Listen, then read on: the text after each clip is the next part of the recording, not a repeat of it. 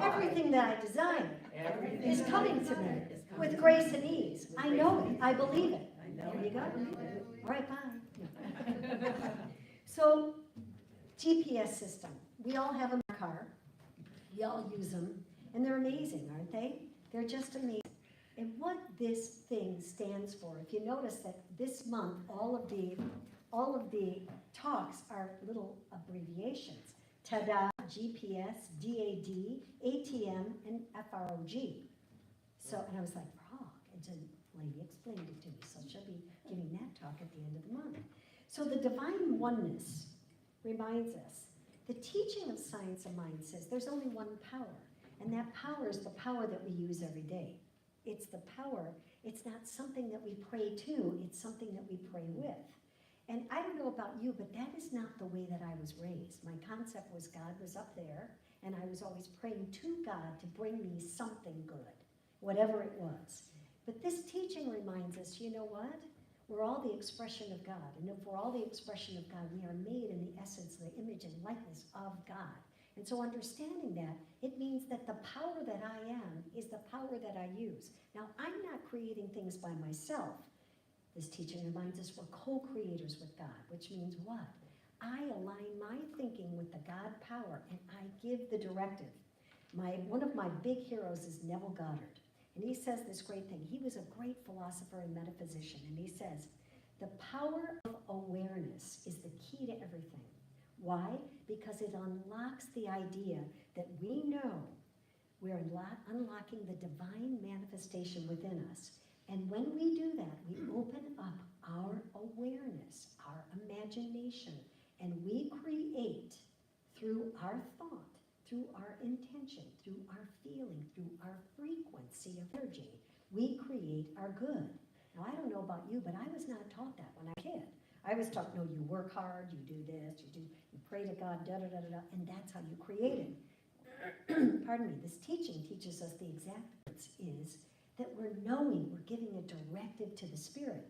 And at first I had to grapple with that because I thought, oh God, I'm telling God what to do? It's like, no. God says, what's your wish? What's your desire? What is it you want to create in your experience? Let me know. Give me a direction, and I will help produce it. And has anybody ever created anything in their life? Here in the room? Oh good, a couple of you raised your hands. We've all created, pardon me, we've all created something in our experience, haven't we? We've all created it. How did we create it? First, it was a thought. It always starts with a thought first. So the idea that, remember that every moment that we're living, developing an attitude towards life, and that attitude towards life sets the tone for our experience. So the thing is you've been given dominion over your world, not by effort, not by struggling, but by knowing, but by giving the directive. Now, many times we let the conditions out there, we let the experiences that we're having, we're letting whatever's going on dictate to us what's going to happen in our experience. This teaching says, you got it backwards. You get up in the morning and you say, I'm using my GPS, my God, power, supply, and substance, and I am moving through my life directing that, and I'm knowing that only good and good is attracted to me, right? Now, what have you just set the tone about, right? Otherwise, you walk around like Pigpen from Peanuts with that dark cloud around you all the time, like, oh God, I know some things have you ever said to yourself, oh, things are going so good, I'm just waiting for the other shoe to drop, right? I know people like that. Certainly no one in this room, though, right? But I've done it myself, where you go, this has been so fun, everything's going so great, oh, I hope nothing blows it, I hope it go away. And it's like, guess what? Guess what happens next? It goes away. Why? Because you just gave the universe that directive. There is a divine creation in each and every one of us, and what we need to do is just dial into that power. And when we get to that power, things happen. Things happen. Things happen beyond your wildest imagination, because God is the greatest thing of all. You know, why do we go to our troubles and say, oh, let's figure this out, how am I going to do this? You go to the troubles and say, you know what? You're just a detour. You're just a detour for all the good things that are coming into my experience. And now we even have this. Oh, he came last week too. You're late, buddy. Get in. So nowadays, we have a GPS system or a MapQuest, and it shows us the best route to go. But what did we ever do without our MapQuest or our GPS before? Anybody remember those days? Graham McNally Oh God, that Thompson guide. Thomas guide, I had that thing, mine was dog-eared. I'd be like, oh my God. They'd take you on the street that didn't even exist anymore. And you're like, turn left here, and you're lost, right? Or you wrote the directions. The friend goes, are you taking down these directions? Oh yeah. And you wrote it real quick on the back of an envelope, and you're like, I must have turned or something. I didn't write that down, and now we're lost, right? We're lost, and we don't know where we're going. Suddenly, you feel kind of like, uh-oh, what am I going to do? Now, even though you started out with a clear intention of where you wanted to go, right? In your life, you took a job that you went, oh God, my intuition told me do not do that, but oh, times being what they are, I better take that job. Or you went into that relationship, well, everybody likes him and they say he's really nice. I should with him. And then you go, oh, what was I thinking, right? Or whatever it is. We've wound up in the wrong direction. Why? Because we didn't use our GPS system. We didn't use our God-powered system that we're made of. We didn't sit down and go, all right, I'm going to get quiet. I'm going to breathe in. It's like Susan's beautiful prayer today. I'm going to breathe into that divine knower within me that gives me the intuitive mechanism to follow my own direction that I want to go, that's going to take me to where I want to go, right? Instead, we listen to other people.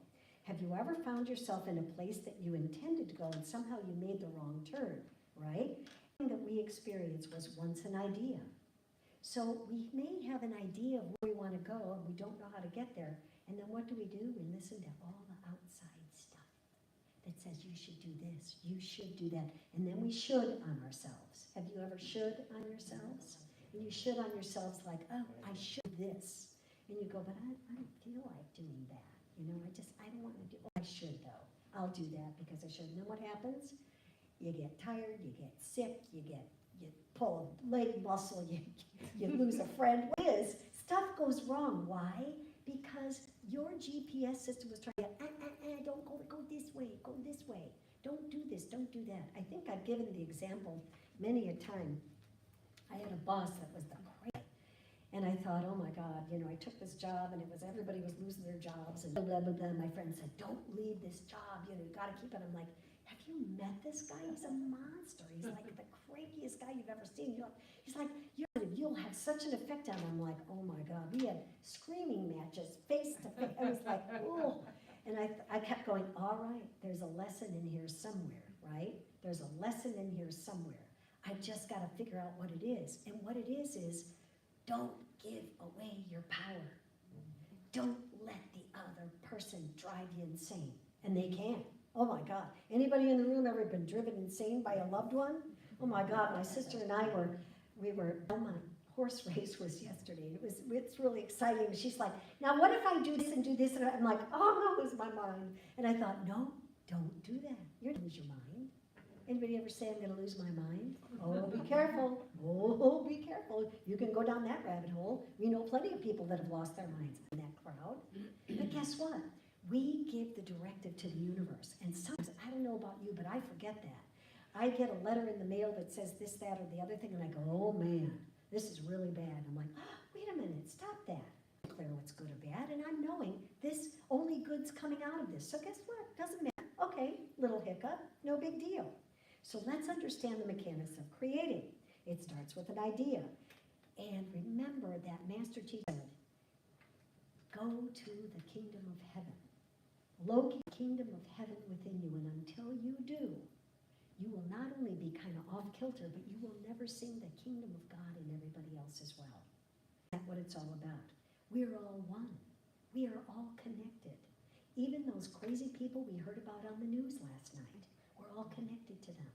No matter what's going on, we're all connected. And when you send out that love blast instead of, I'm scared, oh my God, I don't want to be around those people. Oh dear God, you know what? What happens? It closes down our GPS. Our GPS goes, I'm sorry, where are we going? I don't know, you didn't put it in right? When you focus your awareness on the very essence that you are as spirit, that spirit will sing to you in the morning. It will sing to you when you look in the mirror and go, oh my God, did I look create new, where's the iron? You know, or whatever. Did you ever do that? You've got to stop that dialogue and say, oh, you know what? I love you. I love and appreciate. Remember last week we hugged ourselves. Did you hug yourself this morning and go, I love you? Come on, Kate. Kate's going, I got a dog laced in my hand. I love you. I honestly love you. When you do that, guess what? You just gave yourself a hug. You know how it feels when you hug another person. Just hug yourself.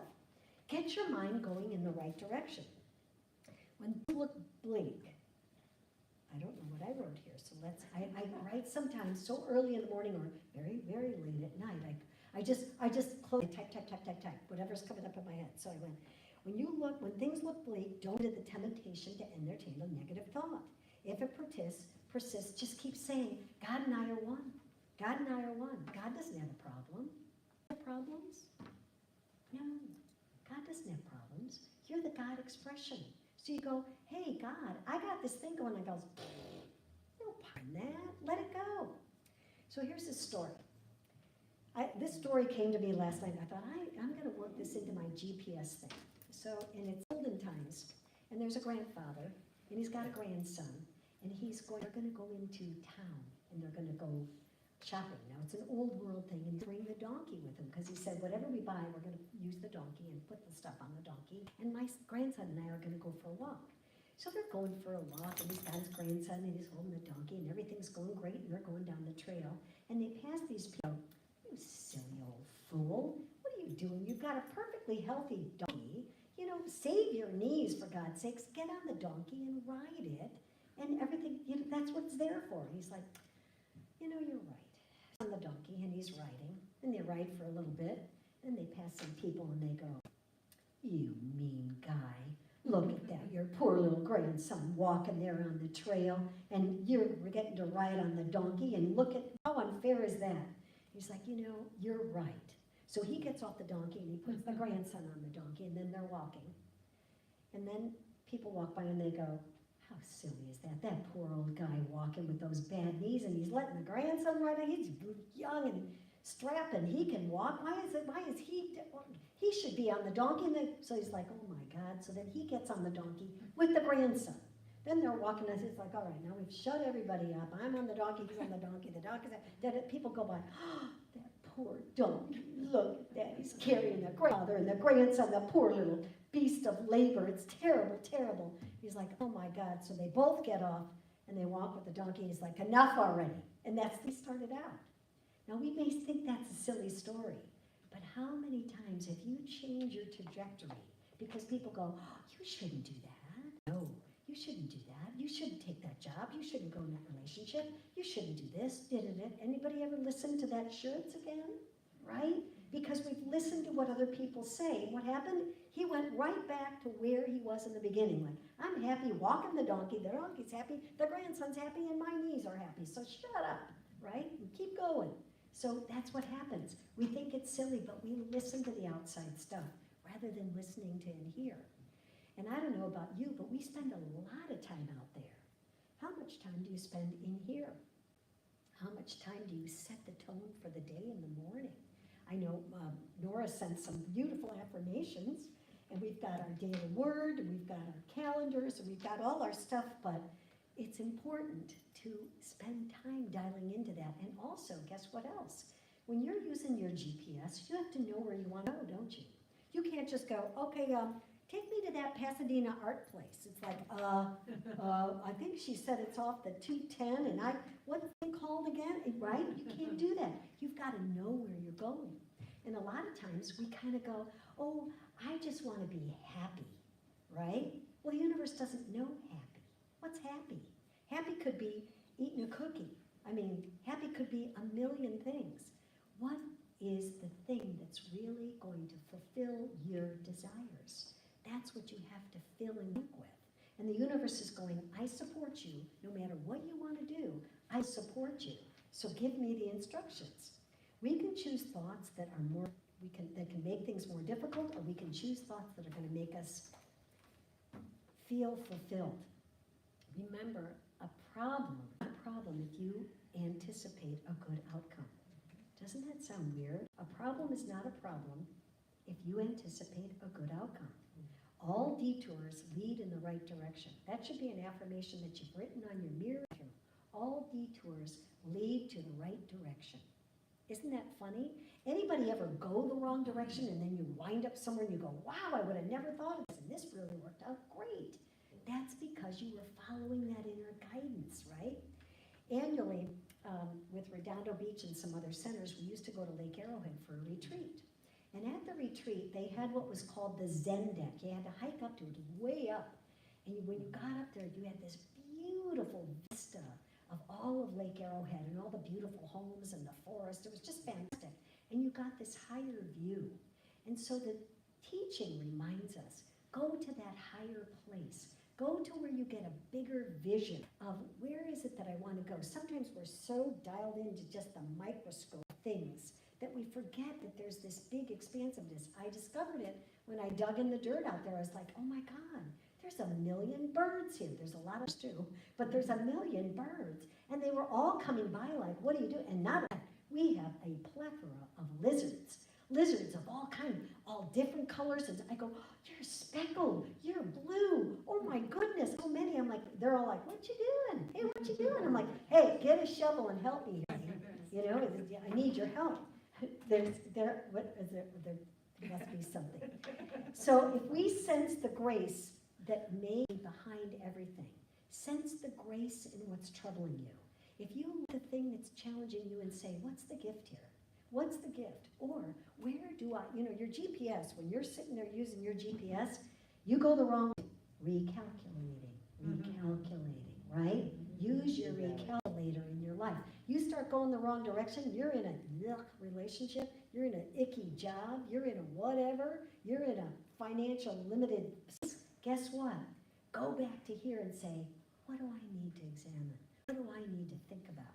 Where do I need to shift my thinking, my energy, my intention, my thought? Where do I need to go? Don't make yourself a bad dog. Just say, I made some choices that might have served me before, but guess what? I'm a changed person now. When you shift that energy frequency, you will create a new experience that is so powerful, it will change everything about who you are. How about saying with me, the universe always works in my favor. Always works in my favor. Man, if you say things like that and set the tone with that, the quality of life is determined by the quality of our choices. Our quality of life is determined by the quality of our choices. Now, I don't know about you, sometimes I make some crazy choices, then I go, why did I do that? What a silly rabbit I am. And you know what? You just recalculate. With my computer, sometimes it's stuck, and I'll talk to my IT guy, and he goes, all you need to do is just reboot your computer. We need to reboot ourselves sometimes. We need to shut down, get quiet, tune back in, back on, and boom, everything starts working mechanically correctly again. I don't know whatever happened the other day with my computer, but I shut it down, opened it up, and everything worked out. We're acting, thinking, and being from the boundless creative power. That's from Eric Butterworth, who said that. When you declare good health, when you declare wealth, when you declare perfect relationships, creative ideas, unlimited abundance, whatever it is that you desire to create in your experience, you're attracting divine right action and initiating it every time. Remember, you're initiating the power of God. Follow your instincts. So know with me right now, and please affirm. I move forward, allowing the power of spirit, to guide my life. I center myself, on the power within me, and I focus my thoughts, on my desired goals. I pursue them with strength, certainty, with grace, and with ease. And all is well in my world. I know it. I accept it. And so it is. There you go. All right. Thank you. Thank you, Reverend Mary.